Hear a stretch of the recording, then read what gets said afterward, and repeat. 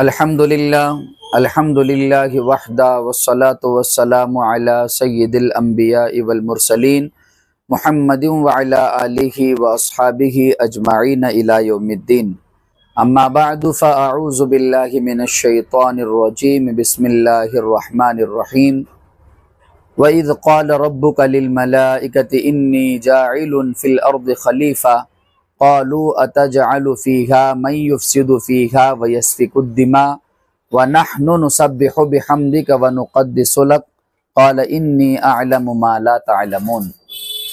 سورۃ البقرہ آیت نمبر 30 کی تلاوت آپ کے سامنے کی گئی ہے۔ حضرت سیدنا آدم علیہ السلام کی تخلیق۔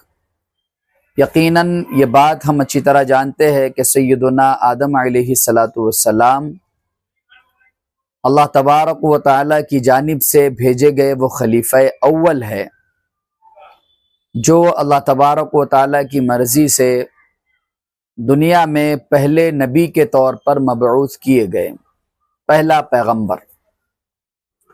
لیکن اس سے پہلے بہت سارے ایسے اشکالات ہیں جن کا جواب میں دینا ضروری سمجھتا ہوں کہ ابن آدم کو جب بنایا جا رہا تھا اور اس سے پہلے جب آدم کی تخلیق ہو رہی تھی تو اللہ تبارک و تعالیٰ کے حضور جو فرشتوں کا اعتراض تھا، اے اللہ آپ ایسی مخلوق کو کیوں پیدا کر رہے ہو جو زمین میں جا کر فتنہ کرے گی، زمین میں جا کر فساد مچائے گی، زمین میں جا کر قتل و غارت گیری کرے گی، آپ ایسے مخلوق کو کیوں پیدا کر رہے ہو؟ اب فرشتوں کے علم میں یہ بات کہاں سے آئی کہ انسان فتنہ پرور ہے؟ کہاں سے آئی؟ یقیناً اس کا جواب یہی ہے کہ یہ بات اللہ تبارک و تعالیٰ نے فرشتوں کے ذہن میں ڈال دی۔ جیسے کہ آج روبوٹس کو دیکھنے کے بعد انسان یہ گمان کرتا ہے کہ روبوٹس آنے والے وقت میں انسان کے لیے خطرے کی گھنٹی ہے۔ یہ روبوٹس جن کے اندر میموری ڈال دی گئی، ان کا پورا سسٹم تیار کیا گیا اور ان کے اندر صحیح اور غلط کی فرق اگر آ بھی گئی تب بھی ہم یہ کہیں گے، یہ اگر ٹیکنالوجی سے لیس ہوں گے، ایڈوانس ٹیکنالوجی بھی ان کے اندر ہوگی، تب بھی ہم یہ کہیں گے کہ یہ عن قریب دنیا کے لیے ایک خطرہ ہے۔ اسی طرح فرشتے یہ کہہ رہے تھے، اے باری تعالیٰ کیا ہم آپ کی عبادت کے لیے کافی نہیں؟ کیا ہم آپ کی تسبیحات کو بیان کرنے والے نہیں ہیں؟ پھر یہ آدم کو بنانا اور نائب بنانا اور زمین میں بھیجنا، یہ سب کیا ماجرا ہے؟ جب ان آیات کو اگر آپ پڑھو گے تو 3-4 اشکالات آپ کے ذہن میں آتے ہیں۔ جب آدم کو زمین ہی کا خلیفہ بنانا تھا تو جنت میں کیوں داخل کیا گیا؟ یہ ایک پوائنٹ۔ فرشتوں نے اگر انسانوں کو نہیں دیکھا تھا تو کس بیس پر انہوں نے کہا کہ یہ مخلوق زمین میں فتنہ کرے گی؟ یقیناً انسانوں سے پہلے جنات اس دنیا میں رہا کرتے تھے، کیا اس حساب سے کہا؟ تو اس کا جواب وہی مختصر سا ہے کہ اللہ تبارک و تعالیٰ نے فرشتوں کے ذہن میں وہ بات ڈال دی، جیسے ہمارے ذہنوں میں روبوٹس کے تعلق سے اور نئی نئی ٹیکنالوجی کے تعلق سے چند باتیں گردش کرتے رہتی ہیں۔ حضرت آدم علی نبینا علیہ السلام کو پیدا کرنے کے بعد اللہ تبارک و تعالیٰ نے پہلے جنت میں داخل کیا، بنانے کے بعد جنت میں داخل کیا، پھر وہ غلطی ہونے کے بعد پھر انہیں جو ہے دنیا کی طرف بھیج دیا گیا اور دنیا میں بھی مسلسل وہ کوشش میں لگے رہے اللہ تبارک و تعالیٰ کی مغفرت کو مانگنا، اللہ سے معافی مانگنا، پھر معافی قبول کرنے کے بعد بھی اللہ تبارک و تعالیٰ نے دنیا ہی میں رکھا تاکہ ایک امتحان دنیا گاہ میں جس کو بنایا گیا ہے ہو اور اس امتحان کو پرکھا جائے آخرت میں، یوم آخرت میں، پھر اس کے بعد جنت اور جہنم کا فیصلہ ہو۔ چلیے سورۃ البقرہ آیت نمبر 30 میں ہم اس کو سمجھنے کی کوشش کرتے ہیں۔ بسم اللہ الرحمن الرحیم وَإِذْ قَالَ رَبُّكَ لِلْمَلَائِكَةِ إِنِّي جَاعِلٌ فِي الْأَرْضِ خَلِيفَةً، اور یاد کرو اس وقت کو جب تیرے رب نے کہا فرشتوں سے انی جاعل فی الارض خلیفہ، میں زمین میں اپنا نائب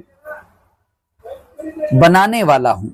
قالوا اتجعل فیہا، تو ان تمام فرشتوں نے کہا اتجعل فیہا، کیا آپ بنا رہے ہو اس میں یعنی زمین میں ایک ایسے شخص کو من یفسد فیہا ویسفک الدماء، جو اس میں فساد پھیلائے گا اور خون بہائے گا۔ وَنَحْنُ نُسَبِّحُ بِحَمْدِكَ وَنُقَدِّسُ لَكَ، کیا ہم آپ کی پاکیزگی اور آپ کی تسبیح بیان کرنے کے لیے کافی نہیں ہیں؟ ہم تو آپ کی پاکیزگی اور تسبیح بیان کرتے ہیں، کر رہے ہیں۔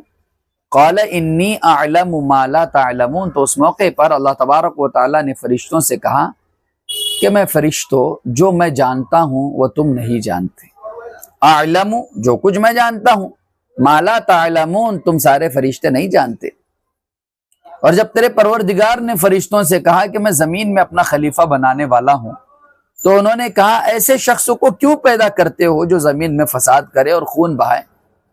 اور ہم آپ کی تسبیح، حمد اور پاکیزگی بیان کرنے والے ہیں۔ اللہ تعالیٰ نے فرمایا میں جانتا ہوں جو تم نہیں جانتے، جو کچھ میں جانتا ہوں وہ تم نہیں جانتے۔ آدم علیہ السلام کی تخلیق کا پہلا مرحلہ تھا، یہ فرشتوں سے بات چیت ہو رہی ہے ابن آدم کو بنانے کی۔ دنیا کے سب سے پہلے انسان حضرت آدم علیہ السلام کی پیدائش کا یہاں ذکر ہے۔ قابل غور بات یہ ہے کہ اللہ تعالیٰ نے ہزاروں قسم کی مخلوقات کو پیدا کیا، مگر کسی مخلوق کی پیدائش سے پہلے اس کی پیدائش کے ذکر کا اہتمام نہیں کیا۔ ایک انسان ہی ہے جس کو یہ شرف حاصل ہے کہ اللہ تعالیٰ کا یہ تذکر خاص انسان کی فضیلت کی علامت۔ اللہ تعالیٰ نے یہ اعزاز و اکرام صرف حضرت انسان کو دیا ہے۔ افسوس یہ ہے کہ ہم کو یہ ہمارا مقام معلوم نہیں، ہم کو ہی ہمارا مقام معلوم نہیں۔ دنیا میں پہلے ہی سے جنات آباد تھے اور فرشتے جنات کی شرارتوں سے بھی واقف تھے۔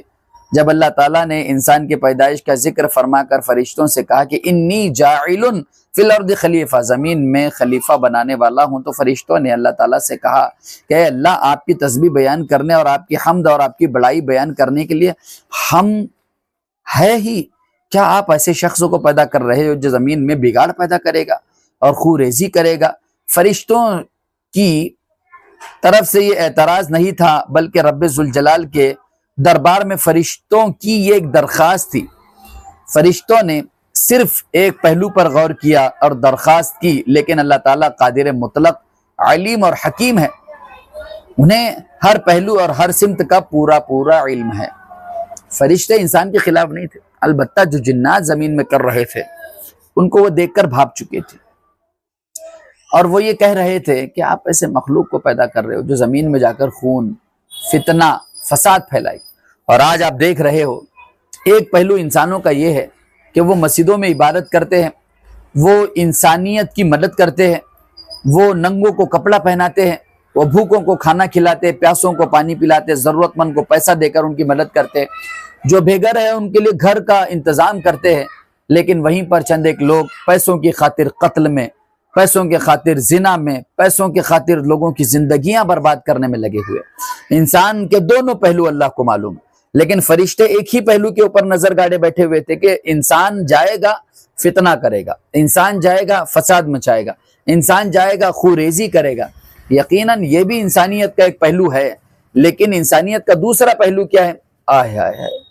بہت روشن، نمازیں پڑھنا، اللہ کو راضی کرنا، ضرورت مندوں کی مدد کرنا، غریبوں، مسکینوں، یتیموں، بیواؤں، بے بسوں، لاچاروں، بے کسوں کی مدد کرنا، ان کا حامی بننا، ان کا ناصر بننا، اللہ تبارک و تعالیٰ سے ہمیشہ دعائیں کرتے رہنا، یہ ایک عظیم الشان پہلو ہے۔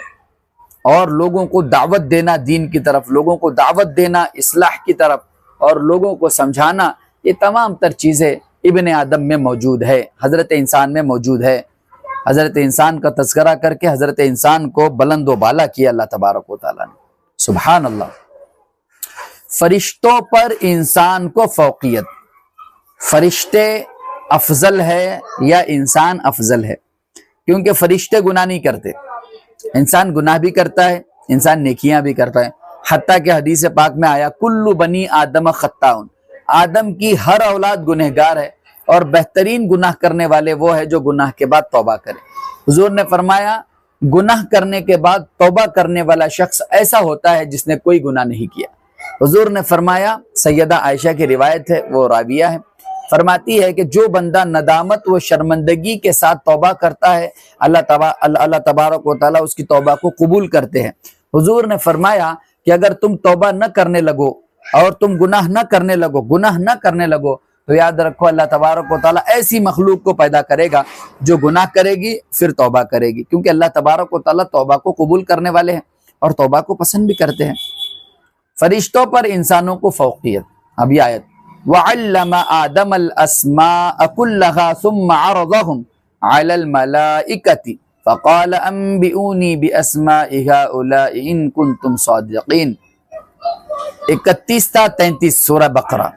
قالوا سبحانك لا علم لنا الا ما علمتنا انك انت العليم الحكيم قال يا آدم انبئهم باسمائهم فلما انبأهم باسمائهم قال الم اقل لكم اني اعلم غيب السماوات والارض واعلم ما تبدون وما كنتم تكتمون۔ سبحان اللہ، کیا زبردست آیت، سبحان اللہ۔ فرشتوں کا امتحان ہو رہا ہے، آدم کا امتحان ہو رہا ہے، پھر اس کے بعد اعجاز و اکرام کے طور پر فرشتوں کو سجدہ کرنے کا بھی حکم دیا گیا۔ ابلیس نے سجدہ نہیں کیا۔ ہائے ہائے، یہ ساری باتیں دیکھیے، اور سکھلا دیے اللہ تعالیٰ نے آدم کو سب چیزوں کے نام، پھر انہیں پیش کیا فرشتوں کے سامنے اور فرمایا بتلاؤ مجھ کو ان چیزوں کے نام۔ اگر تمہارا خیال صحیح ہے، آدم علیہ السلام کو اللہ تبارک و تعالیٰ نے چیزوں کے نام سکھا دیے۔ مثلا یہ میں مثال کے طور پر بول رہا ہوں، یہ کتاب ایک طالب علم سے پوچھا جائے کہ یہ کتاب کون سی ہے تو وہ کہیں گا کہ یہ صحیح مسلم ہے۔ یہ کیا ہے؟ صحیح مسلم ہے۔ اسی طرح ایک طالب علم سے پوچھیں گے یہ کتاب کون سی حدیث کی تو کہیں گے یہ مشکات شریف ہے، اس کی شرح ہے، توضیحات۔ اسی طرح جو ہے کتاب پوچھیں گے کون سی ہے تو جو طالب علم ہوگا جسے معلوم ہوگا وہ کہیں گا، وہ بتائے گا، جیسے کہ یہ کتاب تحفۃ النساء ہے۔ بہت ساری کتابیں الحمدللہ بفضل اللہ تعالیٰ یہاں پہ موجود ہے۔ تو طالب علم سے جب پوچھا جائے گا، اہل علم سے جب پوچھا جائے گا تو وہ بتائیں گے آدم علیہ السلام کو اللہ تبارک و تعالیٰ نے وہ نام سکھا دیے، وہ سارے کے سارے نام سکھا دیے۔ وَعَلَّمَ آدَمَ الْأَسْمَاءَ كُلَّهَا ثُمَّ عَرَضَهُمْ عَلَى الْمَلَائِكَةِ۔ آدم علیہ السلام کو نام سکھا کر ان کو فرشتوں پر پیش کیا گیا، یعنی فرشتوں کے سامنے لایا گیا۔ اب فرشتوں سے یہ مطالبہ ہے کہ ان چیزوں کے نام بتاؤ۔ اگر تمہارا خیال صحیح ہے کہ یہ انسان زمین میں فساد کرے گا، فتنہ کرے گا، خوریزی کرے گا، جبکہ یہ صرف ایک پہلو ہے، دوسرا پہلو الگ ہے، یہ نیکی بھی کرے گا، گناہوں سے توبہ بھی کرے گا، توبہ استغفار میں بھی رہے گا۔ فرشتوں نے عرض کیا کہ آپ تو پاک ہیں، قالو سبحانک، اے اللہ تو تو پاک ہے، لا علم لنا، ہمارے پاس علم نہیں ہے، الا ما علمتنا، مگر اتنا ہی جتنا آپ نے ہمیں دیا ہے، سکھایا ہے۔ تو پاک ہے، ہم کو معلوم نہیں مگر جس قدر آپ نے ہم کو سکھلایا ہے، یعنی آپ نے جتنا ہمیں سکھلایا اتنا ہی علم ہے، بے شک آپ ہی سب کچھ جاننے والے اور سمجھنے والے ہیں۔ اللہ تعالیٰ نے فرمایا اے آدم تم بتلا دو ان چیزوں کے نام۔ جب بتلا دیے ان کو آدم نے ان چیزوں کے نام تو اللہ تعالیٰ نے فرشتوں سے کہا میں نے تم سے کہا نہ تھا کہ میں جانتا ہوں ساری حقیقت آسمانوں اور زمین کی جو تم سے مخفی ہے، اور جانتا ہوں وہ جو کچھ تم ظاہر کرتے ہو اور جو کچھ تم دل میں رکھتے ہو۔ اللہ تعالیٰ کے پاس ہر چیز کا علم ہے، وہ مختار کل ہے، قادر مطلق، وہ مختار کل ہے، قادر مطلق ہے۔ اللہ تبارک و تعالیٰ نے یہاں پر آدم کو فرشتوں پر فوقیت دی علم کے لحاظ سے۔ آپ سوچئے علم کتنا ضروری ہے، علم جو ہے روشنی کا کام کرتا ہے. ہمارے بعض لوگ اندھے بہرے گونگے بنے بیٹھے کہ علم کی ضرورت نہیں، عمل کرتے رہو. اللہ کے بندو، بغیر علم کے عمل فائدہ مند نہیں ہے. بغیر علم کے عمل فائدہ مند نہیں ہے. کوئی بندہ مغرب کی 3 رکعت فرض ہوتی ہے، وہ اگر 5 پڑھے، زیادہ پڑھ رہا ہے تو ثواب ہی ہوگا نا. یہی خیال ہم کر لیتے ہیں، جبکہ نہیں.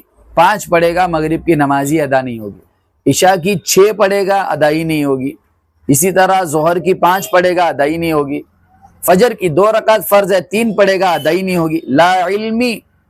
لا علمی آپ کو گمراہی کی طرف لے جاتی ہے. اسی طرح علم کا ہونا یہ نہ صرف ضروری ہے بلکہ اہم ہے. طلب العلم فریضۃ علی کل مسلم. علم دین کا حاصل کرنا ہر مسلمان پر فرض ہے، لہذا علم دین حاصل کرنا چاہیے. علم دین کی جو ہے قدر و منزلت بہت زیادہ ہے. یہاں پر موقع نہیں ہے، ورنہ پھر ہم آپ کے سامنے علم دین کی فضائل، علم دین کے مراتب اور اس سے حاصل ہونے والے فائدوں کے بارے میں بتاتے کہ اللہ تبارک و تعالی اہل علم سے کتنی محبت کرتے ہیں. انما یخشی اللہ من عبادہ العلماء. اللہ سے وہی بندے ڈرتے ہیں جو اللہ کی معرفت کا علم رکھتے ہیں. اور علم کے بارے میں کتنی چیزیں بیان کی گئی، کتنی چیزیں. علم نور ہے. علم آپ کو گمراہی سے، اندھیرے سے نکالتا ہے اور نور کی طرف، ہدایت کی طرف گامزن کرتا ہے، لے جاتا ہے. علم کو ہلکے میں نہ لے. اللہ تعالیٰ نے حضرت آدم کو ان کی پیدائش کے بعد سب سے پہلی چیز جو عطا فرمائی وہ علم ہے. اس سے علم کی اہمیت کا احساس ہوتا ہے. بعض لوگ مال و دولت کے نشے میں ہوتے ہیں اور مال و دولت ہی کو سب کچھ سمجھتے ہیں. اگر مال و دولت ہی سب کچھ ہوتا تو اللہ تعالیٰ سب سے پہلے حضرت آدم کو مال و دولت عطا فرماتے، اور اس بنیاد پر فرشتوں پر حضرت آدم علیہ السلام کی فوقیت ظاہر ہو جاتی. اس سے یہ بھی معلوم ہوا کہ حضرت آدم علیہ السلام کا علم فرشتوں کے علم سے بڑھ کر ہے. فرشتوں کے علم کی ایک حد ہے اور انسان کا علم اس حد سے کئی گنا زیادہ ہے. حضرت آدم علیہ السلام کو جو علم الاسماء عطا کیا گیا، اس سے ساری چیزوں سے متعلق معلومات مراد ہے. چیزوں کے خواص اور ان کے آثار وغیرہ اس علم میں داخل و شامل ہے. اب سورۃ البقرہ آیت نمبر 34 میں اللہ تبارک و تعالیٰ کیا ارشاد فرما رہے ہیں آپ سنیے. یہ لاجواب ہے، بے مثال ہے. حضرت آدم علیہ السلام کے آگے فرشتوں کا سجدہ کرنا، جھکنا. آدم علیہ السلام کے آگے حکم دیا گیا فرشتوں کو سجدہ کرنے کا. اب ایک بات جو میں آپ کو بتانا چاہتا ہوں وہ یہ ہے، شریعت محمدیہ میں سجدہ تعظیمیہ شرک ہے، حرام ہے. اسی طرح ہر قسم کا سجدہ جو اللہ کے علاوہ کسی کو بھی کیا جائے وہ شرک ہے.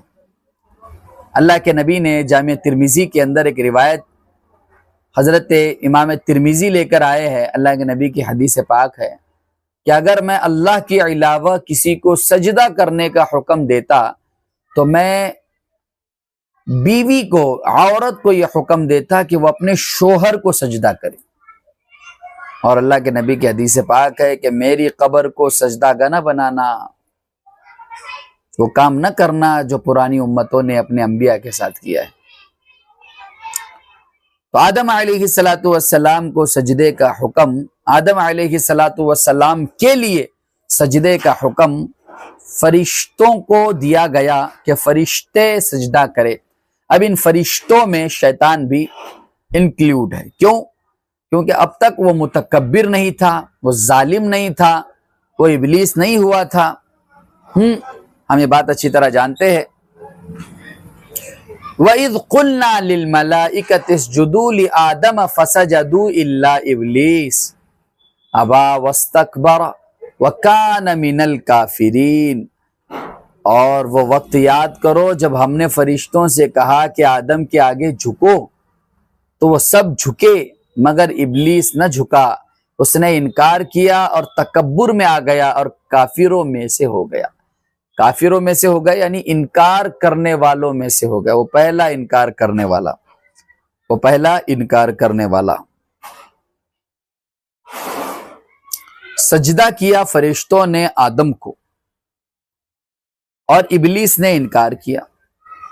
تو ابلیس یہ نافرمان اس لیے ہوا کیونکہ اللہ کا حکم اس نے نہیں مانا، اور فرشتے مطیع اور فرما بردار اس لیے ہوئے کیونکہ فرشتوں نے اللہ کا حکم مان لیا. مگر ابلیس نے سجدہ کرنے سے انکار کر دیا اور متکبرانہ رویہ اختیار کیا اور کافروں میں سے ہو گیا. مفسرین نے ایک روایت یہ نقل کی ہے کہ حضرت آدم علیہ السلام کا ابھی جسد خاکی ہی تیار ہوا تھا اور ابھی روح اس میں نہیں پڑی تھی. ادھر سے ابلیس کا گزر فرشتوں کی ایک جماعت کے ساتھ ہوا. ابلیس نے فرشتوں سے پوچھا کہ نئی مخلوق اگر ہم سب پر حاکم بنا دی گئی تو کیا کرو گے؟ فرشتوں نے کہا کہ جان و دل سے اس کی اطاعت کریں گے. اور کیا کریں گے؟ اس پر ابلیس نے اپنے دل میں کہا کہ مجھ سے تو اطاعت نہ ہوگی، میں تو خود ہی اس پر غلبہ حاصل کروں گا. ایک قابل غور نقطہ یہاں ذہن میں رہے کہ سجدے سے مراد یہاں وہ سجدے اصلاحی شرعی و فقہی نہیں بلکہ تواضع.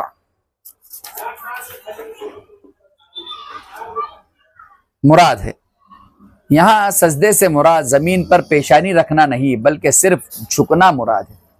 اور جن مفسرین نے عمومی سجدہ مراد لیا ہے ان مفسرین نے اس بات کی وضاحت کر دی ہے کہ یہ سجدہ تعظیمی تھا، اور سجدہ تعظیمی پچھلی شریعتوں میں جائز تھا، جبکہ شریعت محمدیہ میں اللہ کے علاوہ کسی اور کے آگے سجدہ کرنے کو حرام قرار دیا. وہی بات جو میں نے آپ کے سامنے پیش کی ہے.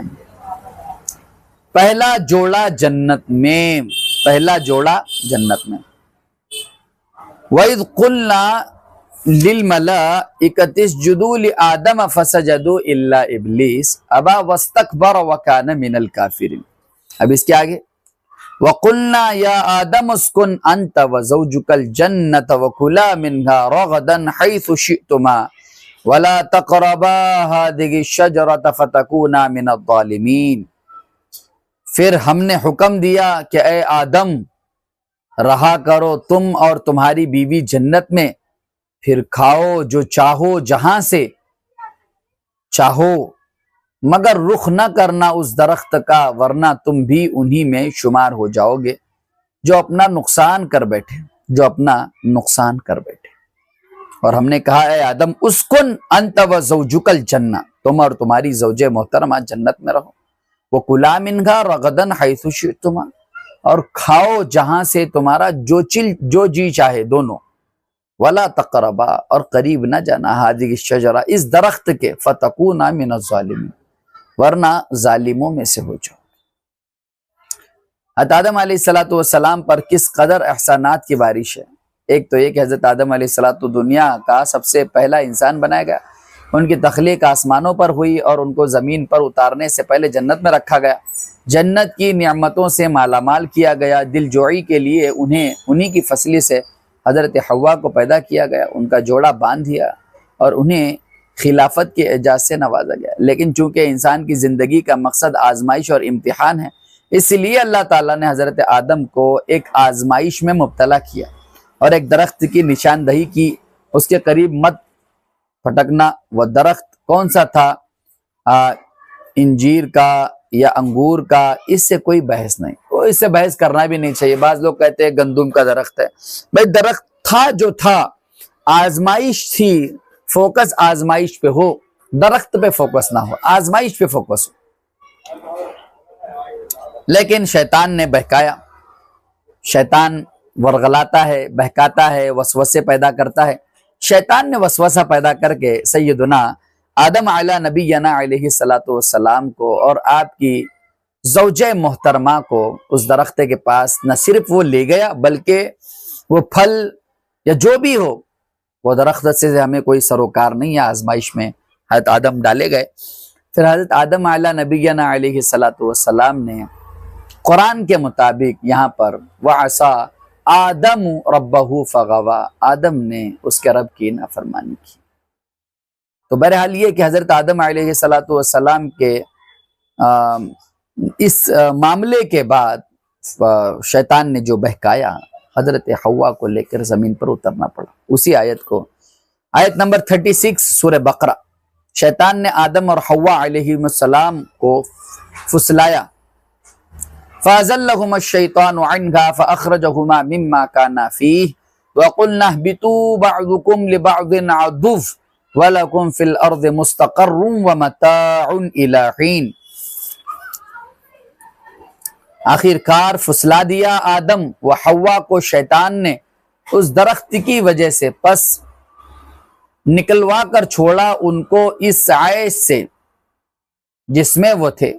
ہم نے حکم دیا کہ اب تم سب نیچے اترو، تم ایک دوسرے کے دشمن رہو گے اور تمہیں زمین میں ٹھہرنا ہے ایک خاص مقدار مدت تک، ایک خاص مقدار مدت تک۔ ہائے ہائے ہائے، حضرت آدم علیہ نبینا علیہ السلام کو فرشتے نے پھسلایا، بہکایا، انہوں نے وہ پھل کھا لیا، پھر اس کے بعد چونکہ نافرمانی ہوئی اللہ کی، اس کے بعد نیچے اترنے کا حکم دیا۔ فَأَزَلَّهُمَا الشَّيْطَانُ عَنْهَا، فرشتے نے ان دونوں کو پھسلایا، فَأَخْرَجَهُمَا، پھر نکلوایا، مِمَّا كَانَا فِي، جنت میں سے جہاں وہ تھے، وَقُلْنَا اهْبِطُوا، پھر ہم نے کہا اهْبِطُوا بَعْضُكُمْ لِبَعْضٍ عَدُوٌّ، اترو، چلو نیچے اترو ساروں کے سارے، اب تم بعض کے دشمن ہوں گے۔ وَلَكُمْ فِي الْأَرْضِ مُسْتَقَرٌّ وَمَتَاعٌ إِلَىٰ حِينٍ، اور دنیا میں ایک مقرر مدت تک تمہیں ٹھہرے رہنا ہے۔ سورہ بقرہ کی آیت نمبر 36 میں شیطان ملعون کا تذکرہ کیا گیا ہے، 36 میں جو ہم نے ابھی پڑھی۔ حضرت آدم علیہ نبینا علیہ السلام کو پھسلایا، یہ وہی شیطان ہے جس کو ابلیس کہا جاتا ہے۔ ابلیس ذاتی نام ہے اور شیطان اس کا صفاتی نام ہے۔ شیطان انسان کو گناہ کرنے پر مجبور تو نہیں کر سکتا، اس میں اس قدر طاقت نہیں، اس لیے انسان اپنے گناہوں کی ذمہ داری شیطان پر ڈال نہیں سکتا۔ شیطان میں گناہوں کی ترغیب دینے، حق کو باطل اور باطل کو حق باور کرنے اور دل میں وسوسہ ڈالنے کی طاقت ضرور ہے۔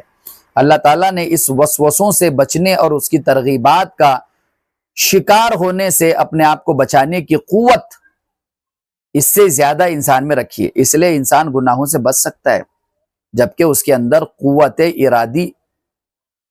ارادی مضبوط ہو۔ روایتوں میں ہے کہ شیطان نے پہلے تو قسم کھا کر آدم و حوا علیہم السلام کو اپنی دوستی کا یقین دلایا۔ جب قسم کھا کر شیطان نے یہ کہا کہ اس درخت کا پھل اگر کھا لو گے تو جنت میں دائمی قیام ہو جائے گا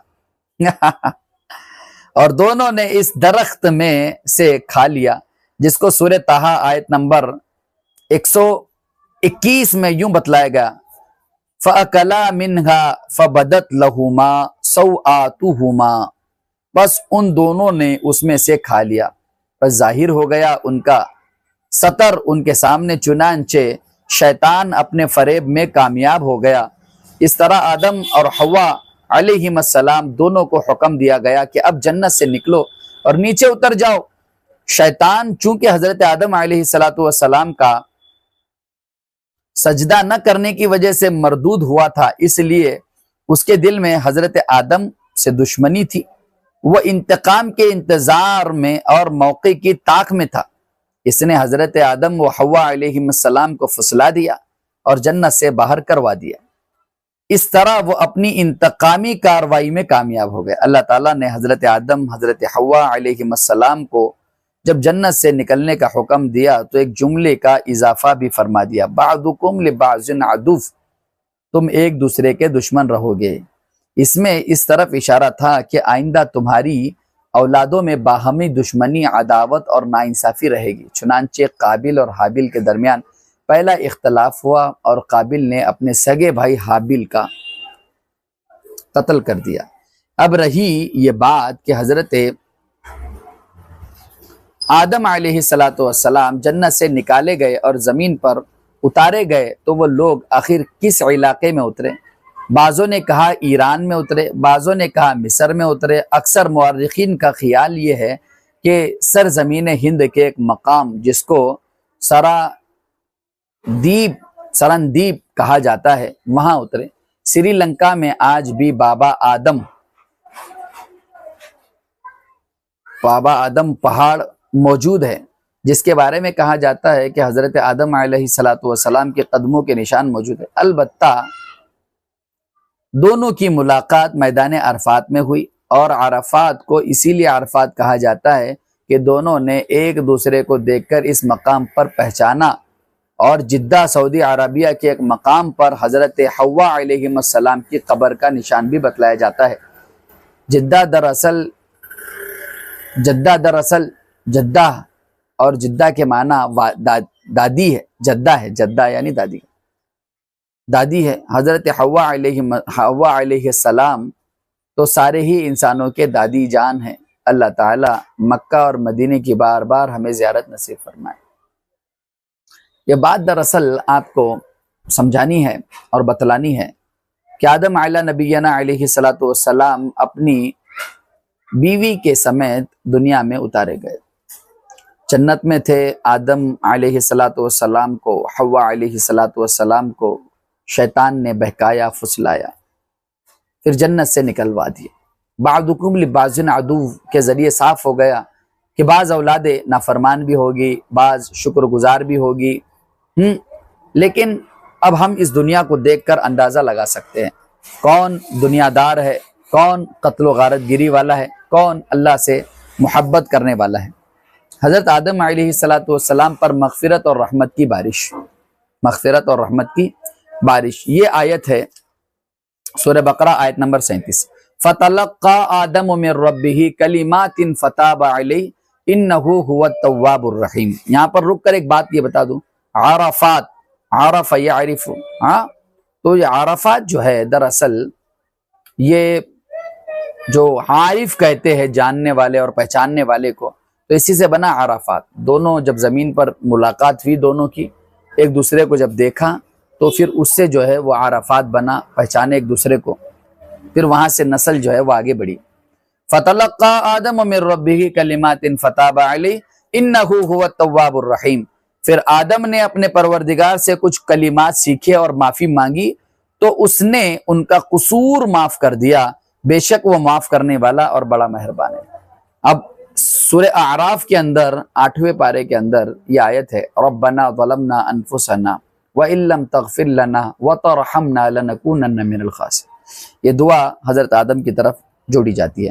حضرت آدم علیہ السلام سے جب لغزش ہوئی اور اس کے نتیجے میں جنت سے نکل جانے کا حکم ہوا تو حضرت آدم علیہ السلام بہت بے چین ہو گئے، گڑ گڑا کر رونے لگے اور اللہ تعالیٰ سے معافی مانگنے لگے، لیکن چونکہ خوف کا غلبہ تھا، معافی کے کلمات زبان سے نہیں نکل پا رہے تھے، اور یہ ڈر بھی ان کے دل میں چھا رہا تھا کہ پتہ نہیں معافی مانگنے میں کہیں کوئی لغزش نہ ہو، کوئی خطا نہ ہو۔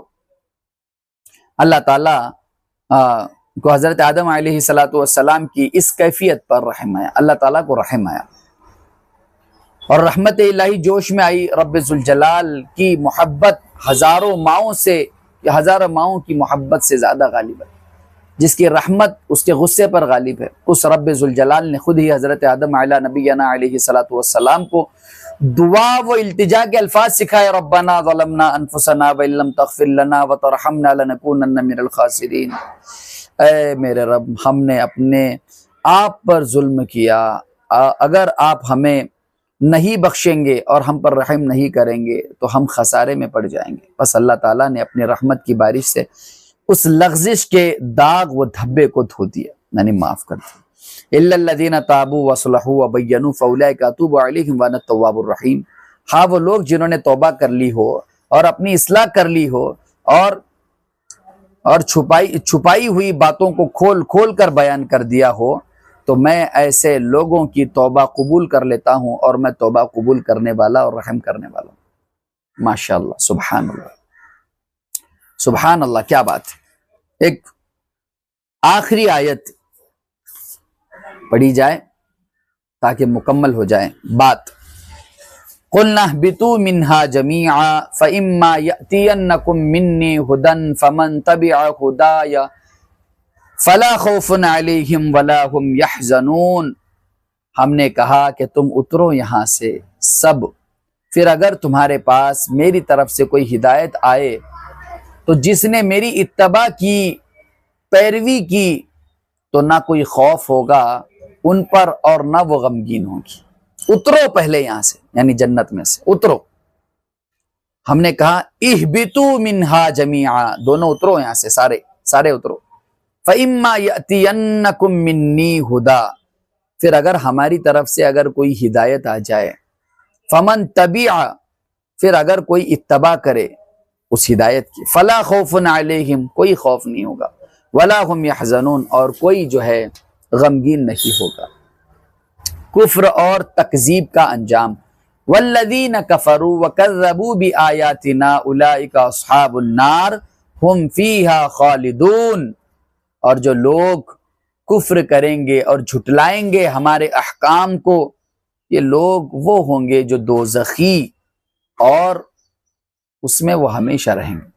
یہ لوگ وہ ہوں گے جو دوزخی ہوں گے اور اس میں وہ ہمیشہ رہیں گے۔ یہ ہمارے سورۃ البقرہ کی آیتیں آج ایک کم 40 ہو گئے، یعنی 40ویں آیت نہیں ہوئی۔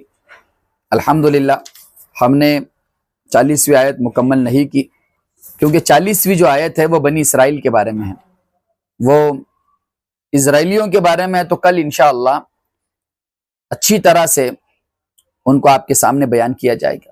لیکن آج جو ابن آدم کے بارے میں بہت ساری باتیں ہوئی کہ آدم علیہ نبینا علیہ السلام کی تخلیق اور ابن آدم کے اندر بعضکم لبعض عدو کے تعلق سے، اس پر ہمیں غور و فکر کرنا چاہیے۔ نیکی کرتے رہو، اللہ تعالیٰ کے قریبی بنتے جاؤ، اور گناہوں کی زندگی سے باز آ جاؤ۔ یہ گناہوں کی زندگی ہمیں جو ہے وہ اجاڑ دے گی اور ایمانی حلاوت کو سلب کر لے گی۔ لہٰذا قرآن کی باریکیوں اور قرآن کی گہرائی اور گہرائی میں جاؤ، تاکہ تمہیں اندازہ ہو کہ یہ کلام کیا ہے یہ کلام۔ محمد الرسول اللہ صلی اللہ علیہ وسلم کسی کے پاس تعلیم یافتہ نہیں تھے، کوئی آپ کا استاذ نہیں، اس کے باوجود عرب کے اندر ان آیتوں کا نازل ہونا، ابن آدم کے پیدا ہونے کا تذکرہ نازل ہونا، تو صحابہ کرام کی ایمان کو مضبوط اور اسٹرانگ بنانے کے لیے کافی تھا۔ اس زمانے کے وہ حیران رہ گئے لوگ جو کہ بلغاء تھے، فصحاء تھے، شش در رہ گئے جب انہوں نے قرآن کی فصاحت کو دیکھا، بلاغت کو دیکھا۔ یہ محمد جو عرب سے باہر نہیں گیا، یہ محمد ان آیتوں کو کیوں کر پیش کر رہا ہے، کیسے پیش کر رہا ہے؟ موسیٰ کی قوم کا تذکرہ، عیسیٰ کی قوم کا تذکرہ، یونس کی قوم کا تذکرہ، نوح کی قوم کا تذکرہ، آدم کی پیدائش کا تذکرہ، آدم کے بارے میں اتنی ڈیٹیل میں بیانات۔ بہرحال اللہ تبارک و یہ کلام جو ہے وہ سچا ہے۔ صدقت رسول اللہ، صدقت رسول اللہ، صدق اللہ العظیم وصدق رسولہ النبی الکریم ونحن علی ذلک لمن الشاکرین والشاہدین والحمد للہ رب العالمین۔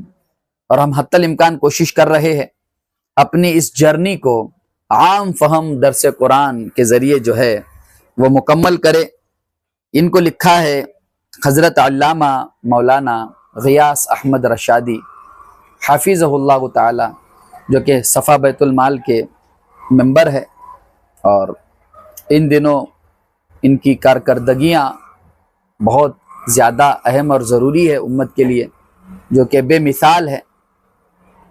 بندہ ناچیز کو کئی مرتبہ ملاقات کرنے کا شرف حاصل ہوا۔